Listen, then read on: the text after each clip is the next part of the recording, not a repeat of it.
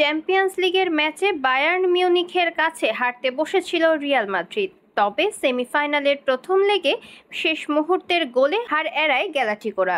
মঙ্গলবার রাতে Allianz অ্যারেনায় Bayern Real ম্যাচটি 2-2 গোলে ড্র হয়। প্রতিপক্ষের মাঠে প্রথম গোলটা অবশ্য পেয়েছিল রিয়াল মাদ্রিদই। 24 মিনিটে লস ব্লাঙ্কোদের এগিয়ে নেন ভিনিসিয়াস জুনিয়র।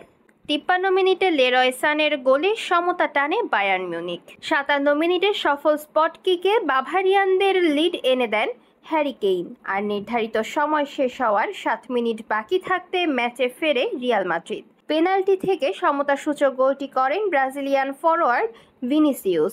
আগামী 8 মে রাত 1টায় চ্যাম্পিয়ন্স লিগ সেমিফাইনালের দ্বিতীয় লেগে সান্তিয়াগো বার্নাব্যুতে রিয়াল মাদ্রিদের আতিথ্য নেবে বায়ার্ন মিউনিখ।